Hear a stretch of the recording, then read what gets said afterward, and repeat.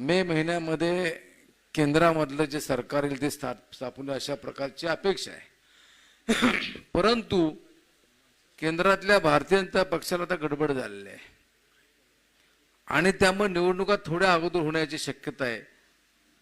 कारण राम मंदिरामध्ये रामाच्या मूर्ती स्थापना ही 22 तारखेला करण्यात आली आणि त्याच्या माध्यमातून जी एक लाट आहे ती लाट ओसरण्यापूर्वी निवडणूक घ्यायचा असा प्रकारचा प्रयत्न आहे। आपण ज्या ठिकाणी ही बैठक इथे घेतली हे रामाचं मंदिर आहे। रामाला कुणाचाही विरोध नाही।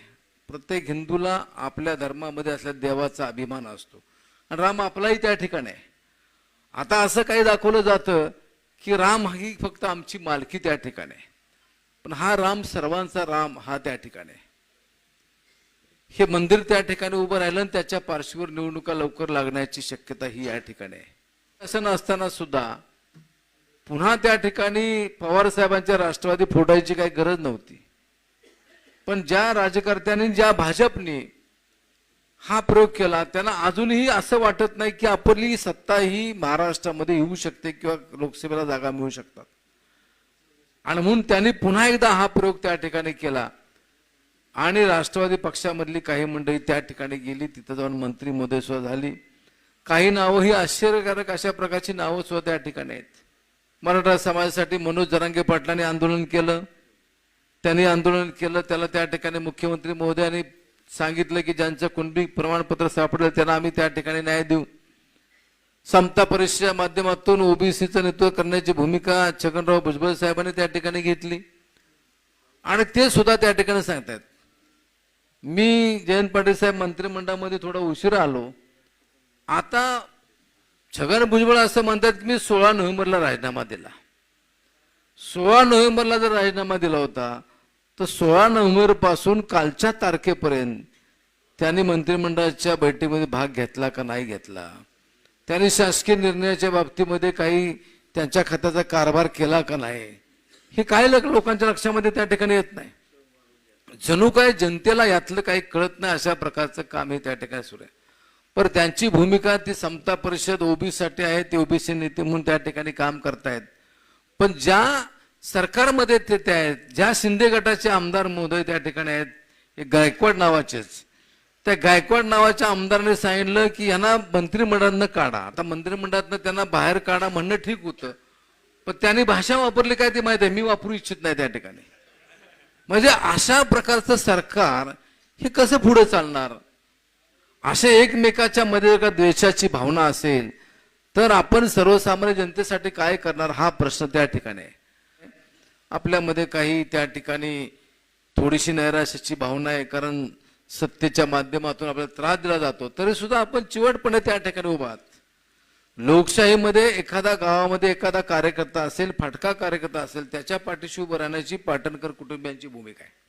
आणि मी माझा अनुभव सांगतो की आमच्या कराड उत्तर मतदारसंघामध्ये सुरुवातीच्या काळाला पीडी साहेब फक्त कारखाना नगरपालिका कधी प्रसंग आला तर विधानसभेला पुढे यायचे, पण ते नेहमी म्हणायचे गावात कार्यकर्ता फाटका असू दे त्या पाठीमागे उभा राहावा, गरीब असू दे त्या पाठीमागे उभा राहावा। आणि त्यामुळे आज कराड उत्तर मध्ये सुद्धा एक चांगल्या प्रकारचं संघटन झालंय। आपण तर गेले अनेक वर्ष ते त्या ठिकाणी करत आहात। आज एकमेकाच्या मध्ये त्या ठिकाणी सुसंवाद राहिलेला नाही आणि सांघिक दृष्ट्या सरकारनं लोकांच्या सामोरं जायचं ते सोडून लोकांची निव्वळ दिशाभूल करण्याची भूमिका या 3 पक्षाच्या सरकारच्या माध्यमातून त्या ठिकाणी सुरू आहे। कोर्टाचा निकाल त्या ठिकाणी लागला, माननीय अध्यक्ष महोदयाने निकाल त्या ठिकाणी दिला, पण अध्यक्ष महोदय आधीच सांगायचे की निकाल मी अशा प्रकारचा देणार। कायदा काय सांगतो की एखादा पोलीस केस झाली, ती केस झाल्यानंतर त्याचा गुन्हा साबित झाला तर त्याची शिक्षा ठरलेली आहे। तशा प्रकारे तुम्ही जर एका पक्षाचा व्हीप जुगारून दुसऱ्या पक्षामध्ये गेला तर शिक्षा ठरलेली आहे, 6 वर्ष तुम्हाला कुठल्या निवडणुकीला उभा राहता येत नाही। पण या लोकांनी केंद्र सरकारकडून त्या ठिकाणी ॲश्युरन्स घेतलाय की आमचं सदस्यत्व जाणार नाही आणि मग अशा सत्तेच्या पाशवी सत्तेच्या बळाच्या जोरावर हे राज्यकारभार करण्याचं काम सुरू आहे। आपण 2 दिवसापूर्वी बघितलं असेल, पोलीस स्टेशनमध्ये गोळीबार झाला, अनेक आमदार त्या ठिकाणी गोळीबार करतोय। तो आमदार भाजपचा म्हणजे देवेंद्र फडणवीस साहेबांचा जवळचा, आणि ज्याच्यावर गोळीबार झाला तो महाराष्ट्राचे मुख्यमंत्री एकनाथ शिंदे साहेबांचे चिरंजीव खासदार श्रीकांत गायकवाड यांच्या जवळचा त्या ठिकाणी. तेव्हा पोलिसांना सुद्धा प्रश्न पडला की ह्यांच्यात कशाला पडा आपण, कुठं बदली फुटबॉल होण्यापेक्षा त्यांना सांगितलं तुम्ही एका खोलीत बसा आणि काय असेल ते निर्णय घ्या. ते निर्णय राहिला बाजूला, डायरेक्ट गोळीबार त्या ठिकाणी केला. आणि वैशिष्ट्य म्हणजे असं की पोलीस स्टेशन मधला त्या ठिकाणी जो सीसीटीव्ही आहे तो लगेच कसा बाहेर आला हो.